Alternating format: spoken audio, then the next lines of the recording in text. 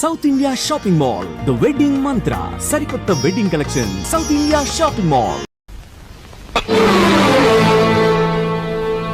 ఎక్కడికి వెళ్ళావు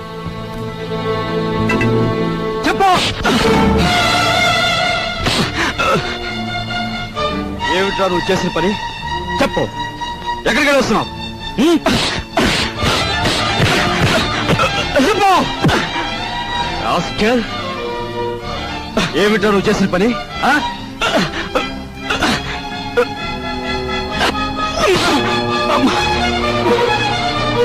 చెప్పరా రాస్కెల్, చెప్పు. లేదురా నీకు? మీ నాన్నగారు పోయి పట్టుమని 10 రోజులు కాలేదు. ఏం చేశాడని వాడిని అలా కొడుతున్నావు? మీ నాన్నగారు ఏనాడైనా వీడిని ఇలా కొట్టడం చూసావా? వీడు చేసిన పనికి కొట్టడం కదమ్మా, చంపాలి. చంపి నిన్ను పాతేయాలి. ఏం చేశాడు అంత పెద్ద తప్పు?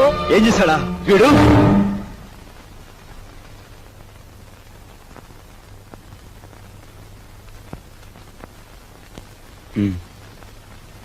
బాబు, వీడిని తమ్ముడురా. తప్పు చేస్తే శిక్షించాల్సిందే. కాకపోతే ఆ సమయంలో వీడిని తమ్ముడని మాత్రం గుర్తుంచుకుంటే చాలు. పత్రా.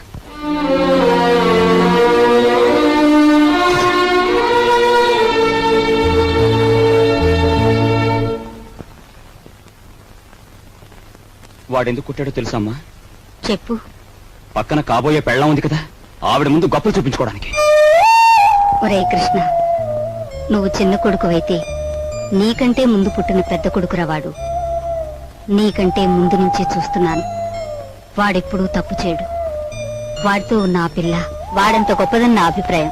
ఏం జరిగిందో తెలుసా అని వాడు నిన్ను చూసి వణికిపోయినప్పుడు నీ గురించి ఏ దుర్వార్త వినవలసి వస్తుందో అని భయపడ్డాను. ఏం జరిగిందని అడగటానికి కూడా ధైర్యం చాలకు వచ్చేశానురా.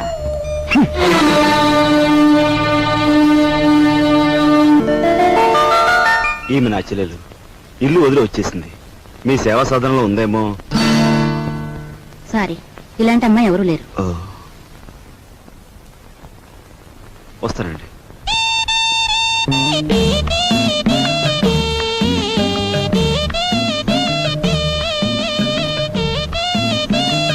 ఇలా రా. వస్తున్నా. నీ చూపులోని ఆకలి నాకు అర్థమైంది. నీకేది కావాలన్నా నేను ఉపయోగపడతాను, అలాగే నాకేది కావాలన్నా నువ్వు ఉపయోగపడాలి. ఇక్కడ ఫ్రెండ్షిప్ కి అది కండిషన్. ఓకే? రాజు, నువ్వేవి అనుకోనంటే ఈ డబ్బుతో నీ అప్పులన్నీ తీరిస్తే ఎలా ఉంటుంది? స్నేహితురాలుగా నేనేం చేయాలో, ఏం చేయగలను నాకేం అర్థం కావటం లేదు. నీ అభిమానం, ఆత్మబలం అండగా ఉంటే నాకు అంతే చాలు. పద. మంచి తరుణం మించిపోవును, ఆలోచించిన ఆశాభంగం. 8 రోజులు సైకిల్ తొక్కిన వారికి 8,000 రూపాయలు బహుమానం. 8 days 8,000. 8 రోజులు సైకిల్ తొక్కిన వారికి 8,000 రూపాయలు బహుమానం.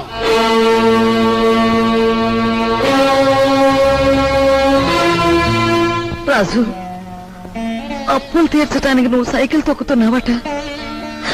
మనలాంటి కుటుంబాల్లో పుట్టి ఇలాంటి పనులు చేస్తే ఎంత పరువు తక్కువగా ఉంటుందో ఆలోచించు. నేను చాటుగానో సన్నాసి బుద్ధితోనో దొంగతనం చేస్తున్నాను అనుకో, లేదా కన్నవాళ్ళనే వెన్నుపోటు పొడుస్తున్నాను అనుకో, లేదా అప్పుల చేత పంచాయతీ జరిపించాను అనుకో, అప్పుడు నేను 10 మంది చేత చీ అనిపించుకునేవాడిని అవుతాను. ఏమిటా నువ్వు మాట్లాడేది? మొన్నటికి మొన్న కుమ్మరాడి దగ్గర కూలిపిని కొప్పుకొని ఏంటి పరువు మీద పెద్ద బండ పడేస్తావు. ఇవాళ మీ నాన్న చచ్చిపోయాక. ఆగు, ఇప్పుడు నువ్వేమిటి మాట్లాడింది? మా నాన్న చచ్చిపోయాడా? ఆ మాట నువ్వంటున్నావా? నువ్వు ఏమిట్రా అది? ఆవిడ అలా రెట్టిస్తున్నావు. మరి చూడమ్మా, నాయనమ్మా నాన్న చచ్చిపోయాడు అంటుంది, అత్తయ్య అంటుంది. అసలు అసలు నాన్న చచ్చిపోవడం ఏంటమ్మా? Non sense. నాన్న చచ్చిపోలేదు. నాన్న చచ్చిపోలేదు. మనందరం కలిసి ఆయన చంపేశాం. అవునమ్మా, నిర్దాక్షిణ్యంగా కాలు చంపేశాం. కొండంత మనిషిని చాదస్తితో కొందరు, స్వార్థంతో కొందరు, ఇలా అందరం కలిసి ఆయన చంపేశాం. ఏ చంపలేదా? ఒక్కసారి మీరందరూ గుండెల మీద చేతులు వేసుకుని ఆలోచించండి. ఆయన జీతం నెలకు 500 రూపాయలు. కేవలం 500 రూపాయలు. తాహతకు మించిన కోరికలు కోరి మనందరం కలిసి ఆయన చంపేశాం. He was successfully murdered by all his family members. నోరుంది కదా అని తప్పులు పడుతున్నారు. నేను చేస్తున్న ఈ పనిలో ఓ పవిత్రమైన ఆశయం ఉందే తప్ప ఇదేం పరువు పోయే పని కాదని నాకు బాగా తెలుసు. మీరు ఒప్పుకున్నా ఒప్పుకోకపోయినా ఈ పని నేను చేసే తీరు.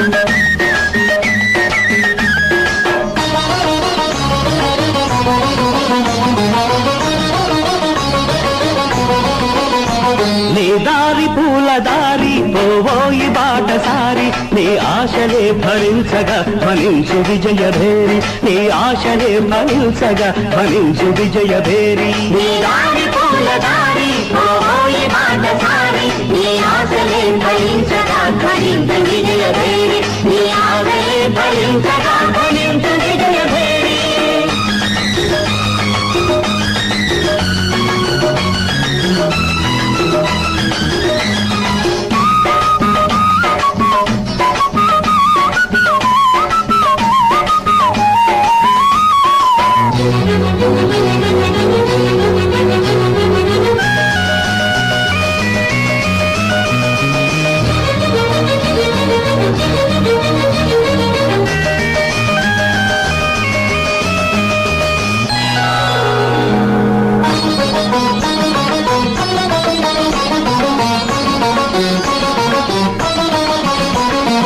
ఆశయాలు గురిగా సాహసాలు సిరిగా సాగాలి జైకరథం అడిబడిగా మలుపులల్ని ఉన్నా గెలుపునేదిరన్నా సాధించు మనోరథం మనిషిగా.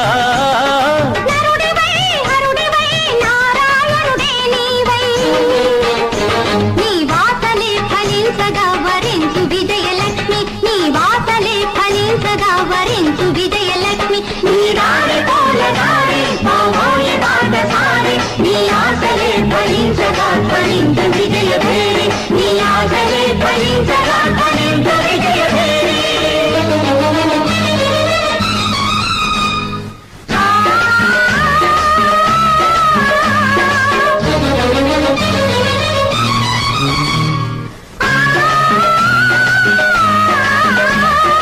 అయ్యప్ప స్వామియే శరణమయ్యప్ప అయ్యప్ప స్వామియే శరణమయ్యప్ప.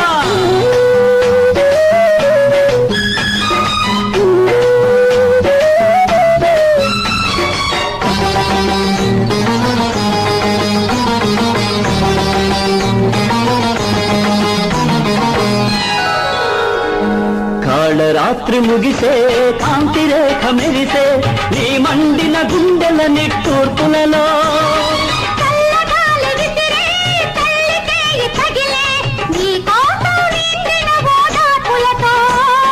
విజయమో విలయమో విధి విలాసమేదైనా నీ రక్తమే జ్వలించగా జయించు ఆత్మశక్తి నీ రక్తమే జ్వలించగా జయించు ఆత్మశక్తి. నీ దారి పూల దారి పోవోయి బాటసారి నీ ఆశలే ఫలించగా ఫలించు విజయభేరి నీ ఆశలే ఫలించగా ఫలించు విజయభేరి.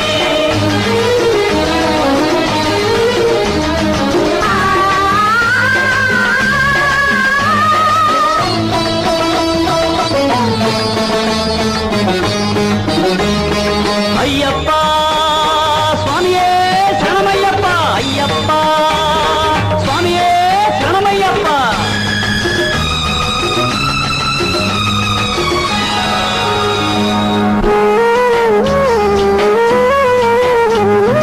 దిక్కులన్నీ కలిసే దైవమొకటి వెలసే నీ రక్తాభిషేకం చేస్తుంటే మతములన్నీ కరిగే మమత దివ్య వెలిగే నీ ప్రాణం నైవేద్యం పెడుతుంటే వీరుడివై నీవై విక్రమాకుడివి నీవై నీ లక్ష్యమే సిద్ధించగ దీవించు దైవ శక్తి నీ లక్ష్యమే సిద్ధించగ దీవించు దైవ శక్తి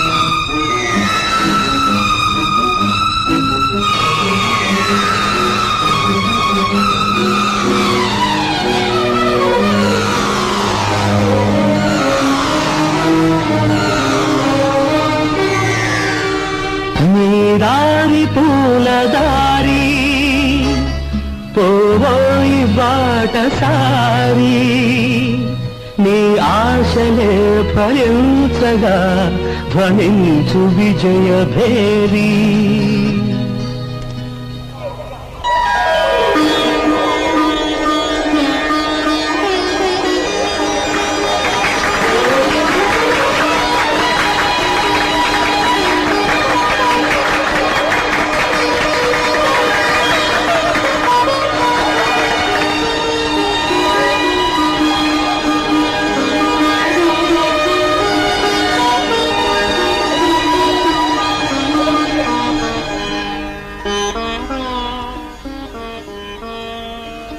ఇవాళ నీ కొడుకు ప్రయోజకుడైనందుకు ఇప్పుడు నువ్వు ఉంటే ఎంత ఆనందించేవాడివిరా.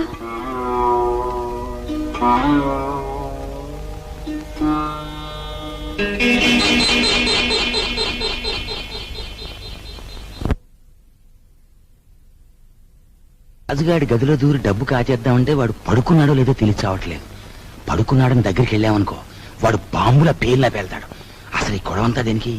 నువ్వు మీ ముసల్దాన్ దగ్గరికి వెళ్ళి కుక్క పెట్టి ఒక ఏడుపేడు ఆవిడ కాచేసుకొచ్చి మనకిస్తుంది.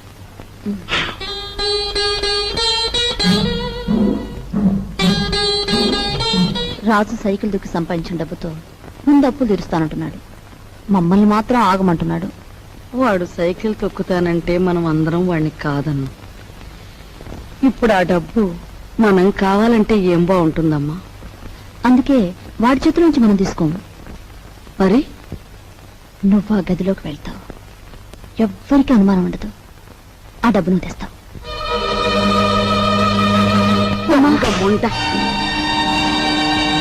వాడు పగలనక రాత్రనక కష్టపడి రక్తం ఓడ్చి సంపాదించిన డబ్బు దొంగిలించమంటావా?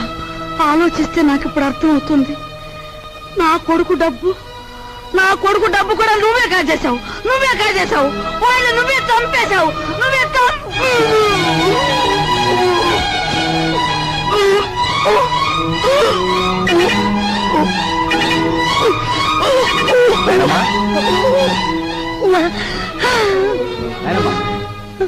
బాబు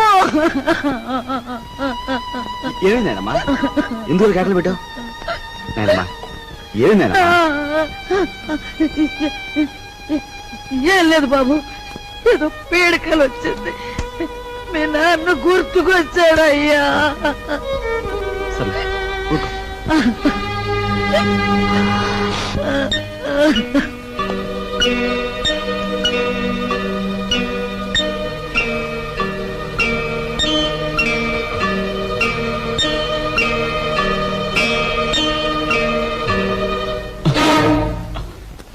ఏమిట్రా లోపల నుంచి వస్తున్నా? ఏమిటి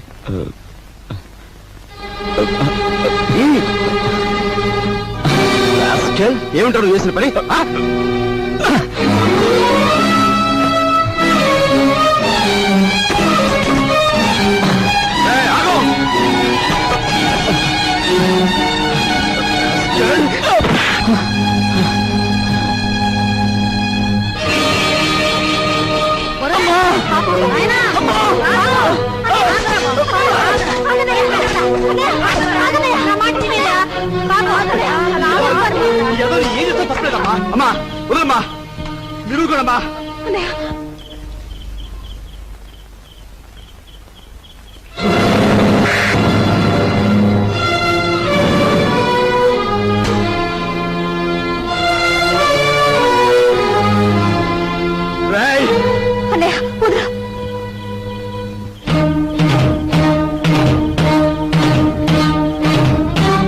దుర్మార్గుడా, ఎంతకు తెగించావురా?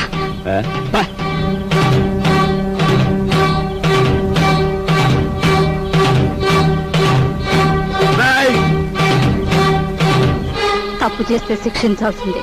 కాకపోతే ఆ సమయంలో వీడిని తమ్ముడని మాత్రం గుర్తుంచుకుంటే చాలు. తమ్ముడు ఎవడ్రా నీకు తమ్ముడు? ఒక సిగరెట్ వెలిగించినంతసేపు లేదు నీ పెద్దరికం,